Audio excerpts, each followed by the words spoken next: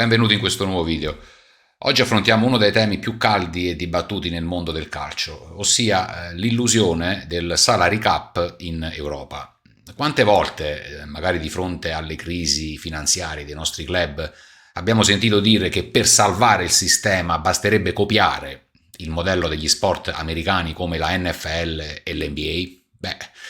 Oggi scopriremo perché questa affermazione nasconde in realtà una profonda incomprensione di come funzionano queste due industrie. Partiamo da un mito da sfatare, cioè l'idea che per salvare il calcio basti semplicemente fare un copia e incolla del tetto salariale americano. È una convinzione fondata sull'ignoranza delle meccaniche finanziarie. Applicare le regole ferree degli Stati Uniti all'ecosistema europeo senza alcun tipo di adattamento è infatti una utopia strutturale. Guardiamo alla nostra realtà europea attuale, gestita dalla UEFA attraverso la Squad Cost Rule. Questo meccanismo non è un muro invalicabile, ma assomiglia molto di più a un casello autostradale. La regola fissa un limite ai costi della rosa pari al 70% dei ricavi, una soglia che andrà a regime dalla stagione 25-26, ossia la attuale.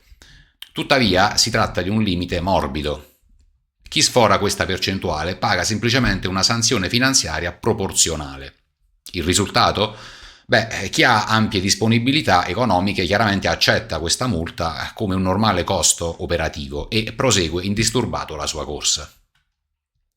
Se mettiamo a confronto i sistemi di controllo finanziario, le differenze saltano subito all'occhio. La UEFA opera in una struttura aperta con retrocessioni, condivisione dei ricavi ponderata e limiti flessibili. Al contrario, la NFL è un vero e proprio cartello chiuso con una hard cap, un limite duro invalicabile e una condivisione dei ricavi altissima. A metà strada troviamo invece la NBA, che usa un limite morbido ma con tasse progressive e blocchi operativi molto severi. Entriamo nel dettaglio del modello NFL, che rappresenta un vero e proprio muro invalicabile. Per la stagione 2026 il tetto di spesa per ogni franchigia è fissato a 301 milioni di dollari. Non sono ammesse eccezioni, nemmeno di un singolo dollaro. Se un contratto supera il limite, la Lega blocca semplicemente la transazione. Questo sistema regge perché si basa su una condivisione mastodontica. Oltre il 60% dei ricavi, infatti, di ogni squadra, come dimostrano i bilanci dei Green Bay Packers, arriva da un fondo comune televisivo, diviso in parti uguali. Ma in realtà l'arma segreta di questo ecosistema è un'altra, cioè il salary floor, ovvero la soglia minima di spesa. Attenzione, soglia minima. Senza questo strumento, i ricavi condivisi finirebbero direttamente nelle tasche dei proprietari. Invece la NFL cosa fa? Obbliga le franchigie a spendere in media l'89% del tetto salariale in un quadriennio. In questo modo si garantisce che il denaro finisca dove deve stare, cioè in campo, sui giocatori. Tutti incassano allo stesso modo e tutti spendono nella stessa fascia. Spostandoci sul parquet della NBA, troviamo invece un approccio diverso, basato sul principio che oltrepassare il limite costerà carissimo. La NBA utilizza un soft cap ingannevole. Le franchigie infatti possono superare la soglia, ma entrano in un vero e proprio campo minato, fatto di conseguenze sia finanziarie che operative. Le multe raccolte di chi sfora vengono divise a metà. Una parte va alla Lega, l'altra parte invece premia le franchigie virtuose che hanno rispettato i parametri. Questa struttura punitiva funziona come una scalinata, nota come apron. Si parte da un tetto base di 154 milioni di dollari senza penalità. Se si sale al gradino della luxury tax, cioè a 187,9 milioni, scatta una multa di 1,5 milioni di dollari per ogni dollaro extra speso. Ma il vero deterrente arriva nei gradini successivi. Superando infatti il first e il second apron, scattano blocchi devastanti, come il divieto di operare nel mercato dei buyout, l'impossibilità di usare denaro negli scambi e il blocco delle scelte al draft. E proprio il draft è quel grande equalizzatore totalmente alieno al mondo del calcio.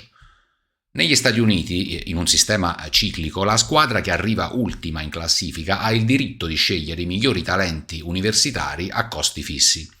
In Europa invece, come sappiamo, vige il libero mercato, che si trasforma in un imbuto. Chi ha più soldi accaparra i migliori sedicenni in circolazione, e lo vediamo sempre più spesso.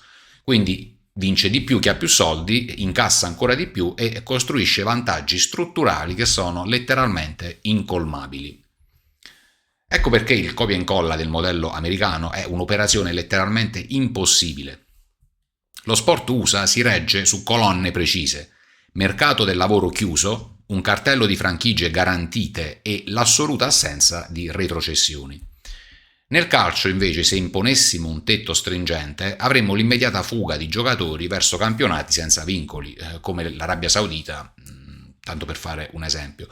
Inoltre, come si può applicare la stessa regola quando c'è una disparità spaventosa tra un top club che fattura 900 milioni e una neopromossa che ne fattura 5?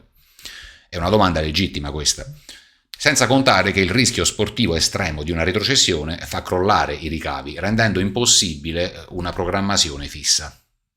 Tuttavia, anche se un trapianto integrale, come avrete capito, è irrealistico, possiamo scrivere un nuovo playbook per l'Europa. Ci sono infatti 3 lezioni specifiche e potentissime che i nostri regolatori potrebbero integrare fin da oggi nelle norme sulla sostenibilità finanziaria.